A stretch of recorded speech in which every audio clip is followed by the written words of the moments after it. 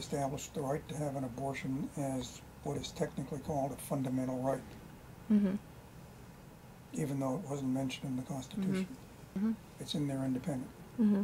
So, the liberty that the court decided to have and recognize in Roe versus Wade is a fundamental liberty, which means that in order to interfere with it, the government has to show a compelling interest, and that what it's doing is necessary to be a fundamental right. What would be the compelling interest in preventing it? Preserving the life of the baby is one thing. Mm-hmm. The problem is, and here's where the problem comes in, it's just as much a baby over here when it starts as over there because the development is going to be continuous. So that would mean we have a compelling interest in preserving the life of the baby and we have no right of abortion. On the other hand, you could say, wait a minute, it's not a baby until it comes out. So your compelling interest doesn't kick in until it's out, after which you can say, well, you know, you can't kill a baby just because you don't want to. There's a compelling interest in keeping people alive. So they came up with a compromise on the meaning of liberty, the notion of viability. You have a fundamental right to have an abortion, pre-viability, and there really is no compelling interest that can prevent you from having that abortion. But during those first 2 trimesters, and lately, more so during the second, the government can establish just as much a baby over here when it starts as over there because the development is going to be continuous. So that would mean we have a compelling interest in preserving the life of the baby and we have no right of abortion. On the other hand, you could say, wait a minute, it's not a baby until it comes out. So your compelling interest doesn't kick in until it's out, after which you can say, well, you know, you can't kill a baby just because you don't want to. There's a compelling interest in keeping people alive. So they came up with a compromise on the meaning of liberty, the notion of viability. You have a fundamental right to have an abortion, pre-viability, and there really is no compelling interest that can prevent you from having that abortion. But during those first 2 trimesters, and lately, more so during the second, the government can establish health regulations to benefit. Doesn't kick in until it's out, after which you can say, well, you know, you can't kill a baby just because you don't want to. There's a compelling interest in keeping people alive. So they came up with a compromise on the meaning of liberty, the notion of viability. You have a fundamental right to have an abortion, pre-viability, and there really is no compelling interest that can prevent you from having that abortion. But during those first 2 trimesters, and lately, more so during the second, the government can establish health regulations to benefit the woman's health, usually a phony consideration because abortions pre-viability are now much safer than they were when Roe versus Wade. Mm-hmm. Or the government can also, in theory, institute measures. You can't do it without a compelling interest. That's like saying, well, if there's no compelling interest, it's too great of a burden. And in fact, after the point of viability, the government can prohibit abortions as long as it has an exception for saving the life and the health of the mother. Mm-hmm. Okay? Now, what Casey did, some say, is to get rid of the trimester system, but that's a phony issue. Casey preserved the viability area, which is an uncertain area, and said, before that, you still have a right to have an abortion. But it also said that you can have reasonable burdens. For example, on the record in that case, it upheld a 24-hour waiting period. That was a big change. Before Casey, those waiting periods were struck down. Practically everything was struck down. Even requirements of serious informed consent, which I think went too far.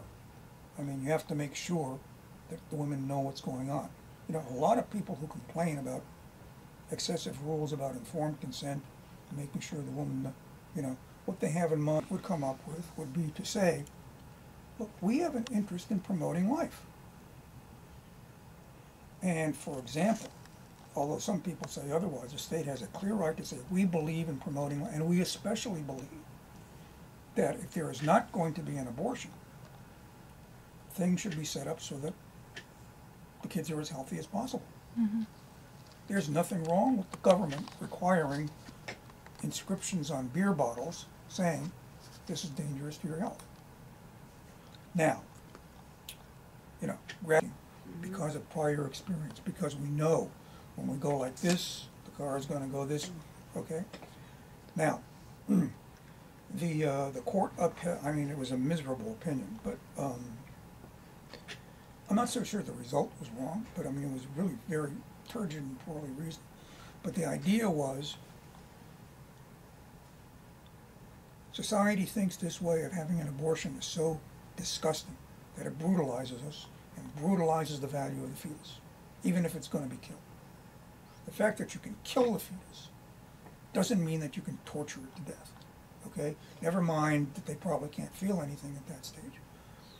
That's the government's way of affirming the value of the fetus. The government can say it as much as it wants to, and if people object by saying, wait a minute, that coerces women into having to give you a capsule. How do you interpret taking away liberty without due process, which implies you can take it away with due process? What kinds of liberties are the important ones? You think about what you're doing here. If everything the government does is going to impair your liberty, okay? Everything.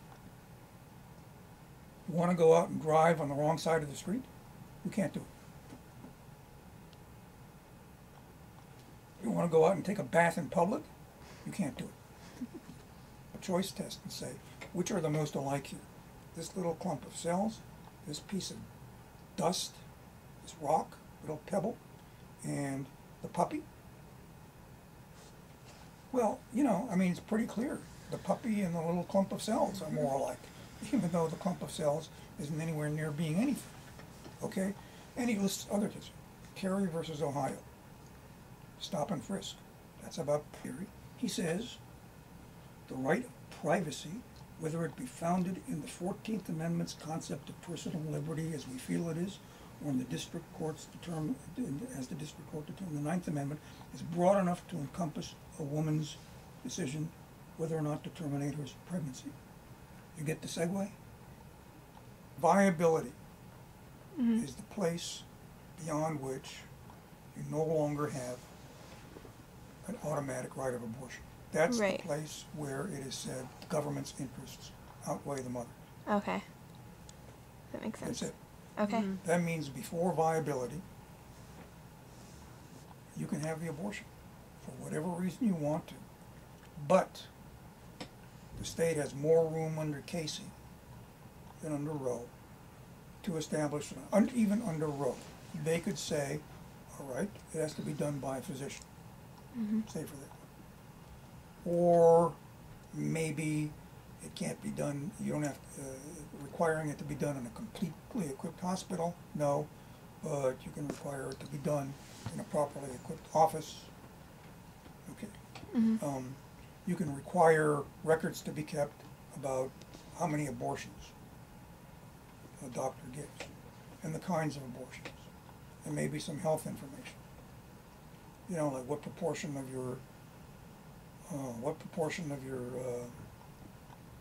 the women who have abortions are white, Hispanic, Asian.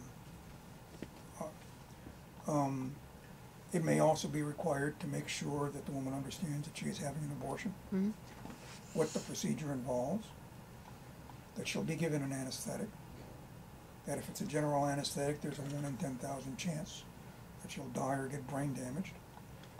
You see, people will balk at that by saying you're trying to scare the woman.